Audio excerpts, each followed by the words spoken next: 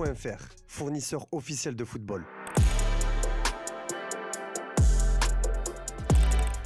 Salut tout le monde et bienvenue dans ce nouveau JT Foot Mercato. On commence dans le sud et plus précisément à Nice qui a subi une lourde défaite 4-0 à domicile face à Rennes hier. Et au-delà de la défaite face au club de l'ancien coach du gym Francaise, le capitaine Dante, d'ordinaire mesuré dans ses prises de parole, n'a cette fois-ci pas caché son inquiétude face à la situation du club toujours menacé dans la course au maintien. Après la rencontre, il est allé s'expliquer directement avec les supporters avant de livrer un discours particulièrement fort. Avec les supporters, on s'est dit la vérité par rapport à la situation. Nous sommes dans une mission importante. Dans ce type de mission, il faut avoir de l'orgueil, plus d'agressivité et du courage. Et capitaine Dante ne s'est pas contenté de mobiliser son vestiaire. Le vétéran de 42 ans a également pointé du doigt des responsabilités plus larges autour de la saison compliquée du gym. Cette saison, c'est compliqué. Il faut qu'on prenne nos responsabilités maintenant. Mais il y a beaucoup de gens qui sont fautifs là-dedans, a-t-il lâché sans citer de nom, mais le message est passé.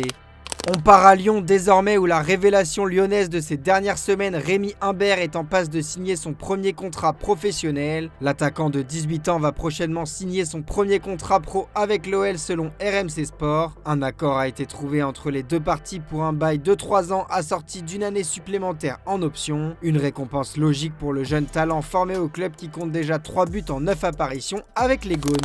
Après la Ligue 1, place à la Ligue des Champions qui fait son retour cette semaine. Les Parisiens sont désormais tournés vers Chelsea avec une double confrontation très attendue face aux Blues et ça commence ce mercredi au Parc des Princes. Et on connaît l'arbitre de ce premier choc, un certain Alejandro Hernandez, qui arbitrera pour la première fois le club de la capitale. Un choc auquel devrait bien évidemment participer le milieu de terrain parisien Vitinha. Avant la rencontre, le Portugais s'est livré à Canal 11 pour un entretien. Parmi les sujets abordés, le trio Messi, Neymar, Mbappé avec qui il a disputé une saison en 2022-2023. S'il a concédé que les 3 ex-superstars du PSG font partie des meilleurs joueurs de l'histoire du football, il a également confié que ce trio n'était pas forcément bénéfique à l'équipe. Vous ne pouvez pas vous permettre d'avoir 1, 2 ou 3 joueurs qui ne courent pas. Ils font partie des meilleurs de l'histoire, mais ce n'est pas toujours ce qu'il y a de mieux pour l'équipe. C'est ce qui fait la différence avec le PSG actuel. Les attaquants marquent, les latéraux comme des fous. Voilà qui devrait faire plaisir à ses coéquipiers, mais beaucoup moins aux 3 joueurs concernés. On part à l'étranger désormais et plus précisément en Catalogne où Xavi Hernandez s'en est pris à son ancien président Joan Laporta dans une interview explosive. À l'approche des élections pour la présidence du Barça, les attaques médiatiques des différents candidats n'en finissent plus dans les médias et l'ex-entraîneur du club catalan et soutien du candidat Victor Font, Xavi Hernandez a livré des révélations incendiaires sur le président sortant Joan Laporta et notamment au sujet de Lionel Messi. L'ex-milieu de terrain Blaugrana accuse le président d'avoir sabordé le retour de Lionel Messi au club en 2023 alors que l'Argentin aurait donné son accord. Mon intérêt est de dire la vérité et Léo n'est pas venu au Barça parce que le président ne le voulait pas à cause de la Liga ni parce que Georges Messi demandait plus d'argent.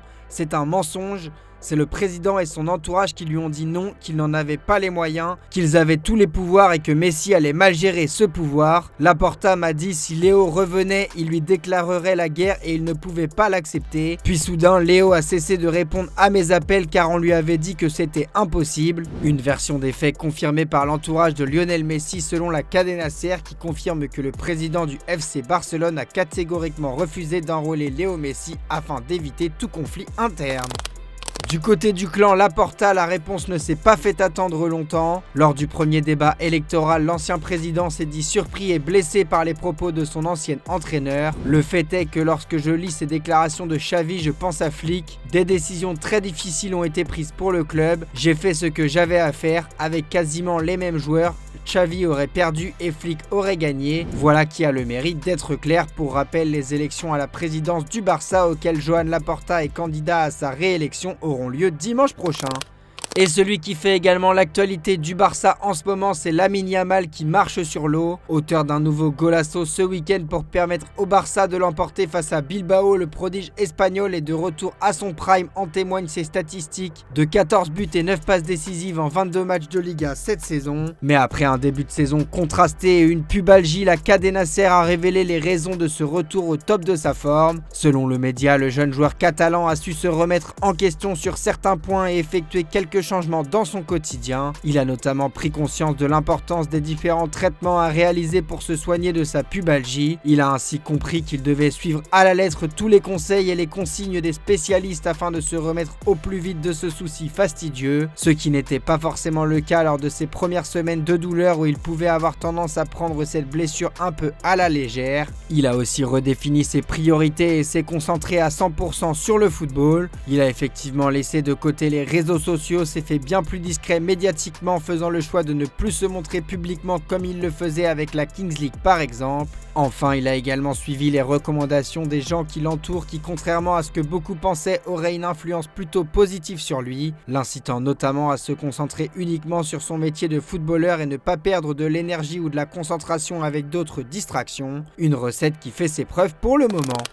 Chez le rival madrilène à présent, le Real Madrid négocie un contrat de sponsoring pour placer le maillot du club comme le plus cher de l'histoire, alors que la presse spécialisée a expliqué ce week-end que la Casablanca ne comptait que 3,4 millions d'euros en cash dans ses comptes. Le club veut continuer de faire entrer de l'argent et notamment grâce à son maillot. Actuellement, grâce à ses différents contrats d'équipementier et de sponsoring, le club génère environ 260 millions d'euros, bien plus que Manchester United 200 millions, le Barça 183 millions ou même le PSG 170 millions d'euros, mais Florentino Pérez souhaite que le maillot du Real Madrid rapporte au minimum 300 millions d'euros comme l'indique AS. Ainsi, un nouveau contrat devrait être paraphé avec Emirates, actuel sponsor principal du maillot. Si les chiffres ne sont pas dévoilés, ils devraient être assez juteux. Les 120 millions d'euros rapportés par Adidas devraient eux aussi être revus à la hausse assez prochainement, alors que le club a aussi la possibilité de prolonger avec HP qui apparaît actuellement sur les manches du maillot, avec des chiffres un peu plus importants encore. On part en Arabie Saoudite désormais où le club d'Al Ahly a demandé à ses joueurs de quitter Dubaï pour Jeddah en raison du conflit au Moyen-Orient. Avec l'appui du ministère des Sports d'Arabie Saoudite, le club où évoluent notamment Franck Kessié, Riyad Mahrez ou encore Edouard Mendy a décidé de relocaliser à Jeddah les familles de plusieurs de ses joueurs étrangers qui résidaient jusqu'ici à Dubaï. Selon le journaliste Ben Jacob, certaines familles partageraient leur temps entre Dubaï et Jeddah, mais les autorités sportives saoudiennes ont choisi d'accélérer leur transfert par mesure de précaution. Des vols privés ont été organisés ces derniers jours afin de rapatrier les proches dans la ville saoudienne.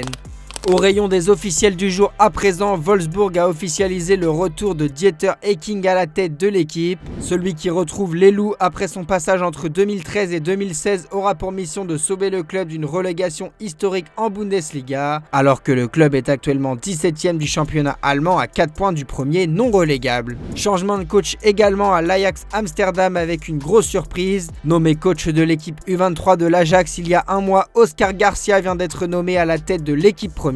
Le coach catalan remplace ainsi Fred Grim suite à la mauvaise dynamique de l'Ajax qui pointe au 4e rang en Eredivisie. Allez, comme d'hab, on se quitte avec l'image du jour. Avant le match capital face à Chelsea, le PSG a dévoilé son 4e maillot en collaboration avec Jordan intitulé Night Edition. Une tunique qui rend hommage à la nuit parisienne avec notamment un motif imprimé qui s'inspire des jeux de lumière et de l'énergie du Trocadéro. Un maillot que les Parisiens porteront justement pour la première fois face aux Blues mercredi. Voilà, c'est la fin de ce JT les amis. Merci à vous pour votre fidélité et on se retrouve demain matin pour la revue de presse. Ciao ciao.